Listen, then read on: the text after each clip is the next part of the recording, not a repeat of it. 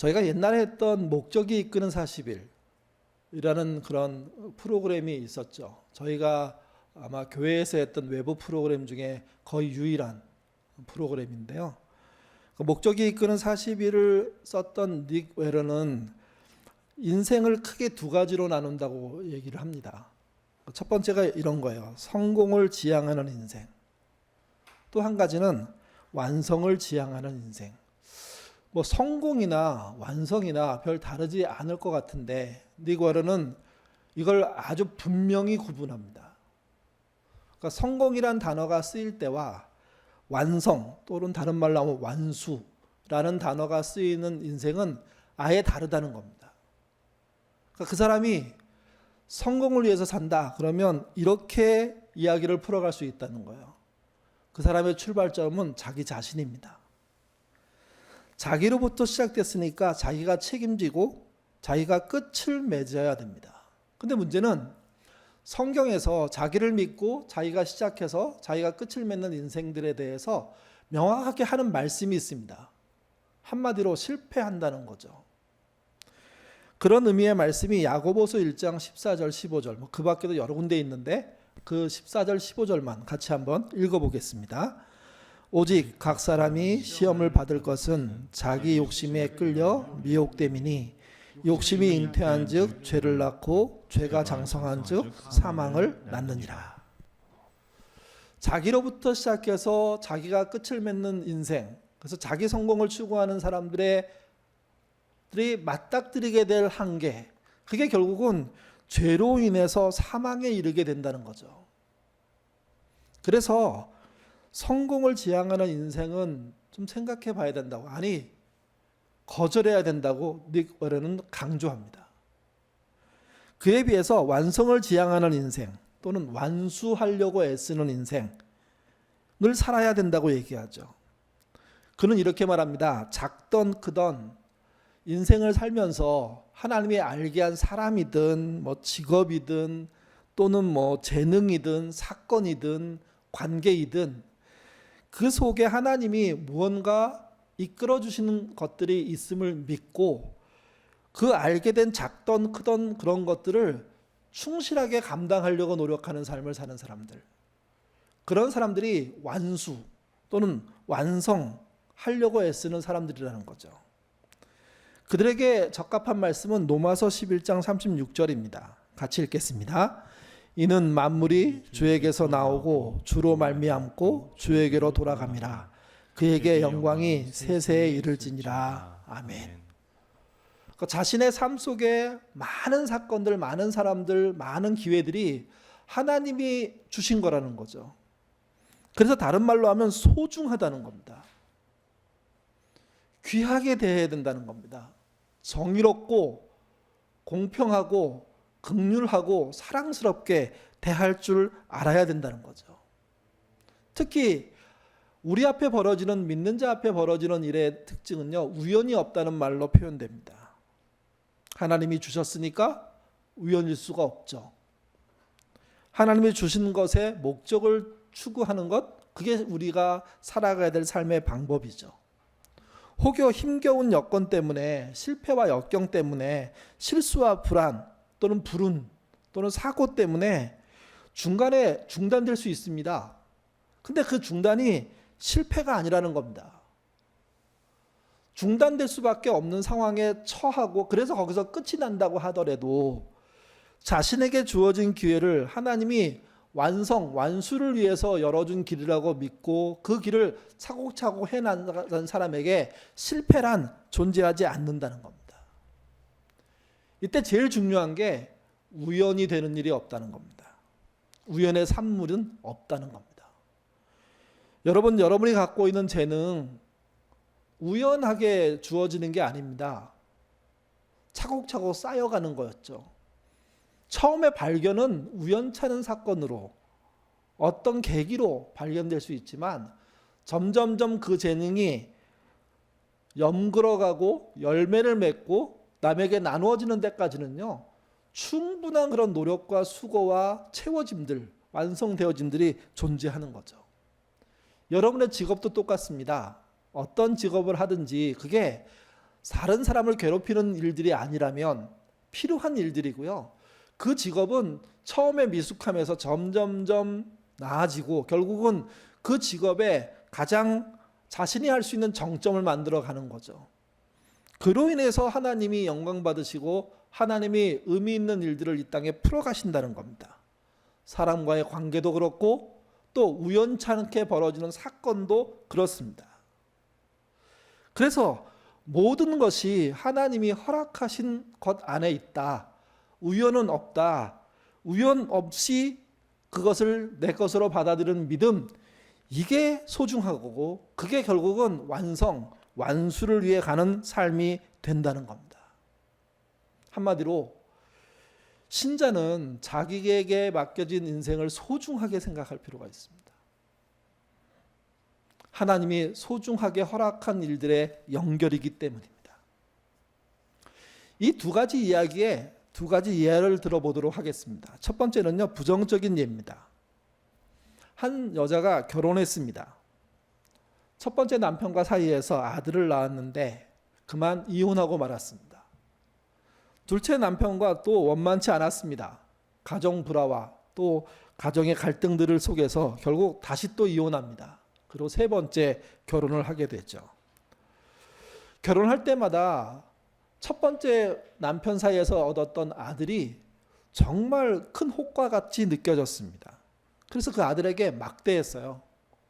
막말하고 막 쫓아내고 그 아이가 건강하게 자랄 수 있는 여건들을 만들어주지 않고, 그러니까 그 여자의 아들은 늘 그런 질문을 달고 살았죠.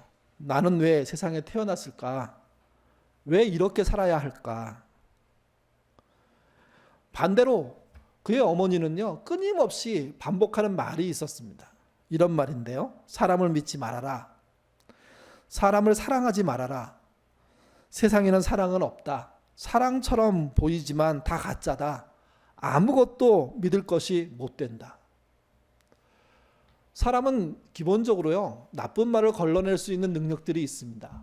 근데 여러분, 그 나쁜 말이 끊임없이 자기한테 쏟아지면 나쁜 말인지 좋은 말인지 구분하지 못하게 됩니다.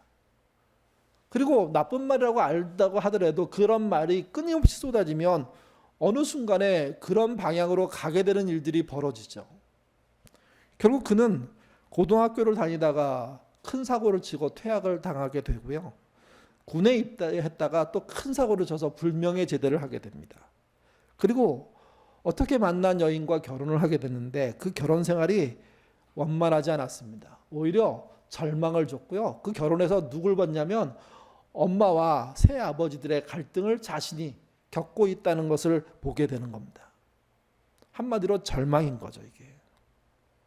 그런가 시간이 지난 다음에요, 한 건물 옥상에서 누군가를 기다리고 있습니다. 그가 누굴 기다렸냐면 그 앞을 지나가는 대통령을 기다렸는데요. 그 대통령이 존 F 케네디입니다. 그 날이 1963년 11월 22일이었는데 그날 그는 저격범으로 그 건물 옥상에서 케네디에게 총을 쏜 사람이 된 거죠. 여러분, 저격범으로 태어난 사람은 없습니다. 저격범으로 만들어지는 거죠. 저격범으로 만들어지기 위해서 태어나면서부터 총 훈련하고 사람 죽이는 훈련하고 그래서 저격범이 되는 게 아닙니다. 수많은 부정적인 요인들이 그에게 쏟아지고 집요하게 그들을 달라붙고 그걸 떨쳐내지 못하니까 그 안에 주저앉고 포기하게 되니까 그 불신과 미움과 저주받는 인생에 대한 그런 내용들이 쌓이게 되니까 남들은 하지 못하는, 그러나 불행한, 그러지 않아야 되는 저격범으로 만들어지는 겁니다. 그래서 그 저격범이 어떻게 나왔을까? 우연이 없다는 거죠. 저격범이 될 수 있는 요인들이 수없이 쌓인 다음에 그런 결과들이 나온 겁니다. 그래서 이건요, 사고가 아닙니다. 범죄이죠. 우연히 벌어진 일이 아닙니다. 충분히 준비된 일이고, 그래서 그 나라에서는 큰 일로 중요한 사람을 잃어버리게 되는, 정말 슬프고 많은 사람의 기억 속에 그날이 정말 어두운고 캄캄한 날이 되게 된 겁니다. 그래서 우리가 우리에게 어떤 부정적인 요인이 쌓이고 있는지 살펴볼 줄 알아야 됩니다. 그리고 믿음으로 털어버려야죠. 벗어나야죠. 또 반대로 내가 누군가의 부정적인 요인으로 그 사람에게 부정적인 것을 쏟아 부어 넣어주는 사람이 돼서는 안 됩니다. 나는 혼자 도망갈 수 있다고 생각하지만 그 사람은요, 그 수렁에 빠져서 헤어나지 못하고 정말 그 사람이 그런 일을 할 수 있었을까 할 정도의 일을 벌리는 사람으로 되어갈 수가 있기 때문입니다. 반대로 긍정적인 면을 살펴보겠습니다. 그게 이제 오늘 본문인데요. 오늘 본문 이사야서 44장 1절 말씀 같이 한번 읽어보겠습니다. 나의 종 야곱, 내가 택한 이스라엘아, 이제 들으라. 야곱이 누군지 다 아실 겁니다. 야곱의 뜻은 팔꿈치를 잡다라는 뜻입니다. 팔꿈치가 아니고 발꿈치를 잡다라는 뜻입니다. 아시는 것처럼 형의 발꿈치를 잡고 쌍둥이로 태어났잖아요. 그리고 그의 늘 소망이 뭐였습니까? 형을 이겨먹는 거였습니다. 형의 장자권을 빼앗아 오는 거였습니다. 그런 일에 사실 그의 어머니 리브가는 상당히 부추기는 역할을 했던 분입니다. 결국은 어떻게 합니까? 아버지를 속이고 형의 장자의 축복권을 가로채고 그 축복을 받고 도망치게 되잖아요. 근데 이게 기회였습니다. 집에 엄마 아빠와 형과 같이 살 때는 늘 어떻게 하면 빼앗을까? 어떻게 하면 이길까? 어떻게 하면 가로챌까? 여기에 여념이 없었는데 집을 나와 보니까 자신이 빼앗은 게 아무 효과도 없는 겁니다. 아무 능력도 없는 겁니다. 아무 길 안내도 해주지 못하는 겁니다. 어머니 아버지가 바단 아람에 있는 외삼촌한테 가라고 얘기했고 그 길을 가기 위해서 한 700km, 800km 걸어갔어야 되는데 그 길을 가다가 아시는 것처럼 베델에서 하루 자게 되죠. 그리고 하늘을 향하는 사다리에 천사들이 오르내리는 장면을 보게 되고 그곳에서 하나님을 만납니다. 그리고 그가 하나님께 약속합니다. 제가 건강하게 다시 이곳으로 돌아온다면 그러면 하나님을 진실되게 믿겠노라고. 하나님께 이곳에 와서 예배 드리겠노라고. 근데 그의 믿음은요, 돌아와서 시작되지 않습니다. 베델에서 바단 아람으로 외삼촌의 집으로 출발할 때부터 시작이 됩니다. 그 이후 야곱은요, 성실하게 삽니다. 자기 외삼촌의 집에 살면서도 종처럼 삽니다.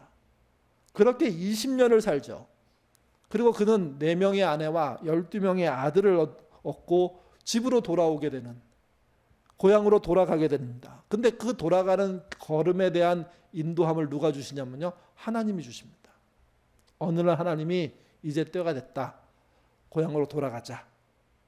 그는 하나님과 한 약속 때문에 고향으로 돌아가겠다는 그 약속 때문에 그 자리에서 순종하고요. 모든 것을 정리해서 식구들을 인솔해서 형이 살고 있는, 아버지가 살고 있는 고향으로 떠나게 되죠. 근데 그 일이 두려웠던 겁니다. 그래서 아시는 것처럼 앞에 여러 선물을 가진 자기의 종들과 가족들을 먼저 보내고 난 다음에 자기 혼자 야복강 나루터에 앉아서 시간을 보내다가 하나님의 사자를 만나서 씨름하게 되죠. 이게. 그리고 환도뼈가 부러집니다. 그리고 그날 놀라운 일이 벌어집니다. 야곱의 이름이 이스라엘로 바뀝니다. 이스라엘은 말했듯이 하나님과 겨루어서 이겼다는 뜻이거든요. 여러분, 어떻게 사람이 하나님과 겨루어서 이깁니까? 하나님이 져주신 거죠. 하나님이 그래 그 정도면 됐다. 내가 네 마음 알았다. 그러니까 그만하자 하고 물러서신 거예요. 힘이 없어서 지신 게 아니에요. 한 방에 물리칠 수 없어서 진 게 아니라 야곱이 끊임없이 달라붙고 끊임없이 애원하고 끊임없이 붙잡고 살려달라고 얘기하니까 그래 내가 네 마음 알았어 하는 마음으로 결국은 이 사건이 끝이 나죠. 그리고 이름이 바뀝니다. 그래서 이사야서 44장 1절에 나오는 나의 종 야곱 내가 택한 이스라엘아 이제 들으라 하는 말을 듣게 되는 거예요. 그 들으란 내용은 2절입니다. 2절 같이 읽겠습니다. 너를 만들고 너를 모태에서부터 지어낸 너를 도와줄 여호와가 이같이 말하노라. 나의 종 야곱 내가 택한 여수르나 두려워하지 말라. 여수르란 말은요 의로운 자란 뜻입니다. 고든 자란 뜻입니다. 야곱은 처음에 그런 사람 아니었습니다. 근데 이제 의로운 자가 됐습니다. 그 의로운 자가 되는 과정에서 제일 중요한 역할을 하신 분이 누구냐? 하나님입니다. 하나님이 만나주셔서 하나님의 계심을 알려줬고, 그러자 야곱이 성실해졌고 착실해졌고 자기가 해야 될 일을 성실하게 해나가는 일을 하게 된 거죠. 이게. 그래서 하나님은 야곱이 여술은 되게 한 분이십니다. 모든 상황을 통해서. 반대로 야곱도요 부족했지만 의로운 자까지는 올라가지 못한다고 하더라도 하나님이 주신 상황 속에서 나름 최선을 다하고 성실하게 노력하고 애쓴 사람이 된 거죠. 그래서 하나님은 여술은 되게 하셨고 야곱은요 여술은이 되도록 큰 노력과 수고를 해나간 결과로 이런 대답을 얻게 된 겁니다. 2절에 이런 표현이 있습니다. 너를 만들고 너를 모태에서부터 지어낸 너를 도와줄 여호와가 이같이 말하노라. 우연이 없다는 얘기가 이 말씀 속에 여기저기 다 차 있습니다. 너를 만들고 너를 모태에서 지어낸 너를 도와줄 여호와란 얘기는 모든 생사화복의 주관자가 하나님이시라고, 야곱에 대해서. 근데 이 말은요 야곱에 대해서만 그런 게 아니거든요. 사실은 이 땅의 모든 사람을 향한 하나님의 마음은 동일하십니다. 그러니까 모든 사람에게 우연이 되는 일이란 없는 겁니다. 우연이 되는 일이 없으니까 부정적인 내용으로서 자기의 인생이 점철되지 않도록 해야 되고요. 긍정적인 내용으로 쌓여갈 수 있도록 자신을 유지하고 변화시키고 노력하고 최선을 다하는 일들을 해야 되는 거죠. 그런 방향성을 갖는 거를요 목적을 가졌다고 얘기합니다. 목적이라는 것은 우리 지금 예배당 필요하니까 예배당 몇 평을 이루자 이런 것을 말하는 게 아닙니다. 선교사 우리 교회 한 100명 보냅시다 이런 걸 목적이라고 말하지 않습니다. 목적이란 건 뭐냐면 선명하지 않지만 하나님이 주시는 그 일을 쫓아가려고 애쓰는 걸 말하는 거예요. 우연이 없다고 생각하고 내게 허락된 일들을 소중하게 생각하고 그것을 완성하려고 노력하는 거예요. 완수하려고 노력하는 거예요. 그렇기 때문에 이 완성과 완수는요 젊어도 할 수 있고요 나이 드셔도 할 수 있습니다. 아니 젊어서부터 해서 나이 드셔서 돌아가시기 직전까지 최선을 다해서 해야 하는 것이고, 그렇게 하면 잘했다고 칭찬받는 겁니다. 대단한 건물을 짓지 않아도요, 대단한 명예를 여러분 쌓지 않아도요, 대단한 재산을 남기지 않아도요, 사회에 기부하지 않아도요, 여러분이 갖고 있는 모든 삶의 내용 정황을 가지고 하나님이 주신 목적, 우연은 없다는 생각을 가지고 자기 인생을 잘 살 필요가 있는 거죠. 이게 3절부터 5절은 그렇게 산 자들을 이 땅이 어떻게 평가하는가, 저는 그렇게 보이는 말씀입니다. 3절부터 5절의 말씀도 같이 읽어보겠습니다. 나는 목마른 자들에게 물을 주며 마른 땅에 시내가 흐르게 하며 나의 영을 내 자손에게 나의 복을 내 후손에게 부어주리니 그들이 풀 가운데서 솟아나기를 시냇가에 버들같이 할 것이라. 한 사람은 이르기를 나는 여호와께 속하였다 할 것이며, 또 한 사람은 야곱의 이름을 자기를 부를 것이며, 또 다른 사람은 자기가 여호와께 속하였음을 그 손으로 기록된 이스라엘의 이름으로 존귀함을 받으리라. 한 사람이란 말은요, 그 4절에 5절에 나오는 거, 한 사람, 또 한 사람, 또 다른 사람은요, 그냥 어떤 사람을 말합니다. 근데 이 어떤 사람이 어떤 사람이냐? 자기가 하나님께 속했다고 고백하는 사람을 말하는 것이고, 자기가 야곱과 같다고 말하는 사람을 또 말하는 것이며, 또 하나 자기가 여호와께 속했고 그 속한 것을 통해서 존귀 여김을 받게 되었다고 얘기하는 사람이라고 얘기하는 겁니다. 그러니까 이 어떤 사람이라는 것은 수많은 하나님의 우연 없는 세상에서 믿음으로 살아내려고 애쓴 그런 사람들을 말하는 거죠. 그러니까 야곱의 이야기가 야곱에서 끝나지 않고 야곱과 같은 믿음의 사람들을 양산하게 되어 있다고 얘기하고 있고 그런 모습의 본이 된다고 얘기해 주고 있는 겁니다. 우리는 이렇게 생각해요. 뭔가 대단한 업적을 남겨야 본이 된다고요. 아닙니다. 대단한 업적이 없이요. 자기가 할 수 있는 영역에서 성실하게 무언가를 쌓아갈 때 그 쌓아감을 세상은 모른다고 하지만 하나님은 아시거든요. 또 더 중요한 건 이거예요. 믿음이 제대로 박힌 사람들은 그런 사람을 알아봅니다.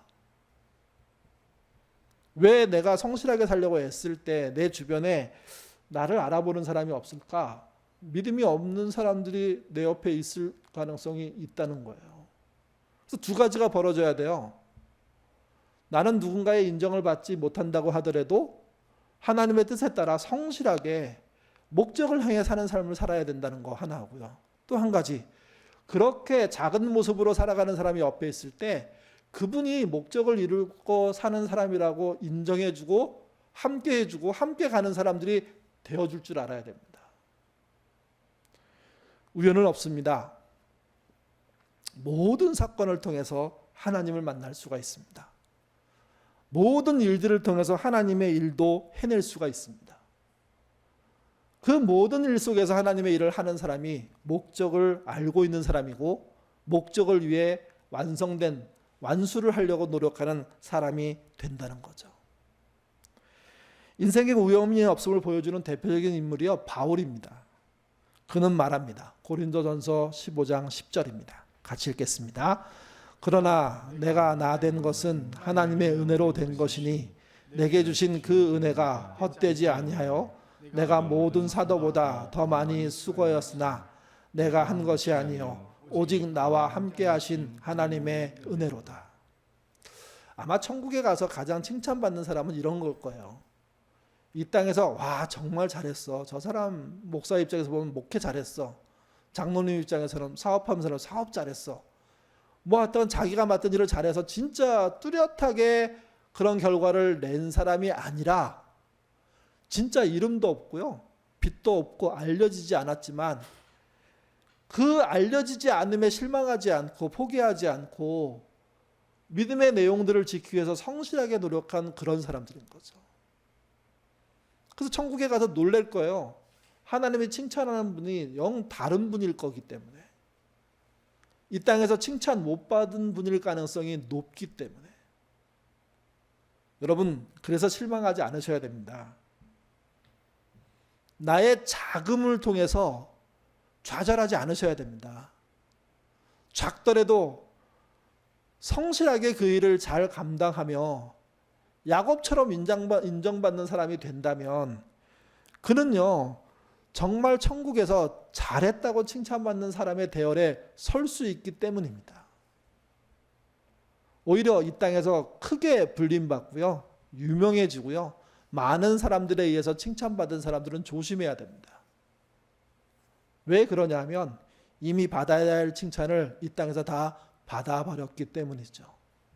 천국에선 해줄 칭찬이 없다는 것 아닙니까?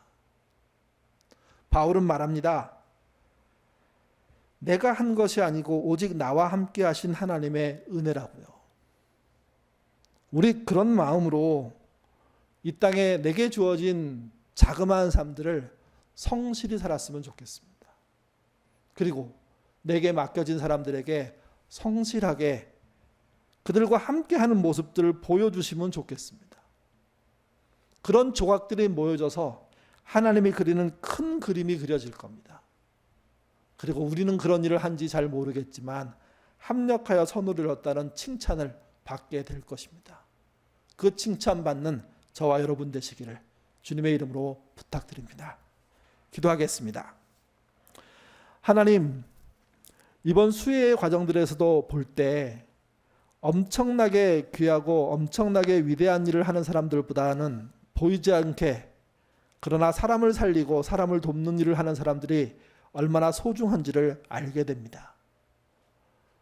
큰 물난리가 났을 때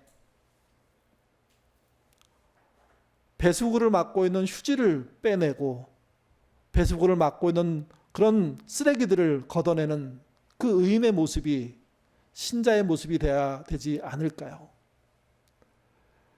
걷잡을 수 없이 차오르는 지하실에 갇혀있는 어린아이를 온 마을 사람들이 애쓰고 노력하고 수고하고 창문을 뜯어내고 아이를 설득하고 아이를 견디게 해서 살려낸 것을 보게 될 때 의롭다는 것은 보이지 않게 정말 필요한 역할을 하는 것이라고 생각이 됩니다. 그럼에도 이 땅에서는 안타깝게 죽어가는 이들이 있었습니다. 생각할수록 마음 아프고 힘든 일인데 그들이 그렇게 떠난 것은 우리의 부주의함 때문이 아닙니까? 우리가 우리만의 편안함을 생각하고 그들의 현실들을 몰랐기 때문 아닙니까?